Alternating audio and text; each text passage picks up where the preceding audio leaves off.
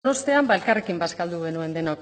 Y me acuerdo que durante la comida salió el tema de la cárcel y la verdad, la conversación no estaba demasiado descaminada, visto lo visto. El Estado español nunca defrauda. La gente del 155, pues la verdad es bastante previsible. Y recuerdo que le conté a Jordi Turull, que el portavoz de la Generalitat, ahora encarcelado, pues que una de las cosas que más me llamó la atención cuando entré en el grupo de Euskal Herria Bildu era cuántas compañeras y compañeros, cuántos familiares de mis compañeras y compañeros habían pasado por la cárcel. Y habían pasado por la cárcel por defender ideas políticas, solo por eso, por hacer política. Y además... Mesedez, isiltasuna, hoy no mesedez, es vuestro isiltasuna. día, hoy no sois Mesedez, gobierno y hasta donde yo isiltasuna. llego todavía no nos habéis aplicado el 155. Por tanto, dejarme hablar. No es más. Y le expliqué que ya la cárcel ya es parte de nuestra cultura y que pues, a veces, por ejemplo, salimos al patio de aquí del Parlamento y decimos vamos a dar un paseo carcelario de esos de izquierda a derecha, de pocos metros. Y la cárcel, podríamos decir ya que es una especie de patrimonio cultural inmaterial vasco. Ha entrado en nuestras vidas.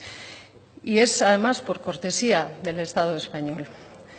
Eta orain Turull, bera da kartzelan dagoena, ideiak defenditzearren. Jendeak herritarrek eskatutako ideiak defenditzearren kartzelan dago. Ideia horiek modu baketsuan defenditzearren kartzelan dago. Por eso voy a recoger las palabras del propio Turull, que ha escrito a su familia y a la gente que quiere. Les dice que no se preocupen por él, que está bien, porque está convencido de que lo que ha hecho no es ningún delito, ni le hace mal a nadie. Y eso es lo que hoy queremos decirle al pueblo de Cataluña. Sabemos mejor que nadie lo que estáis sufriendo y lo que os queda por sufrir, lamentablemente. Pero está bien lo que estáis haciendo. Sentid orgullo porque es una lección de dignidad lo que estáis dando al mundo. Eso es lo que queremos decir a Cataluña. ¿Cuántas veces nos dijisteis que todo se podía defender si era de forma pacífica, por las vías políticas, nos decíais, los del 155? ¿Cuánta mentira? ¡Cuánta mentira! En un Parlamento elegido legítimamente se ha defendido una idea legítima, la independencia, como se ha defendido en otros países de Europa. Pero la respuesta del Estado ha sido a la española. Primero golpes y luego cárcel. Eso es. Esa ha sido la respuesta. Orain, zoritxarrez, Katalunia jakingo du zer den kartzelaren kultura.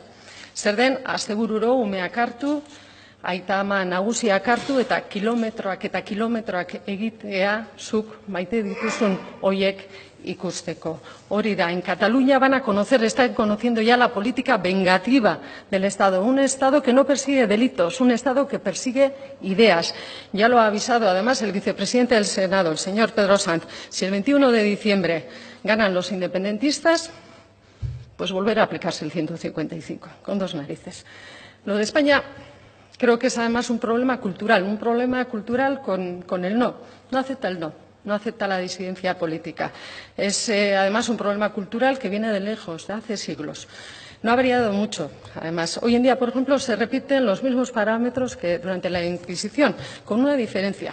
Entonces se perseguía a la gente en nombre de Dios y con una cruz en la mano. Ahora se persigue en nombre de la ley y con la Constitución en la mano. Ahora sí.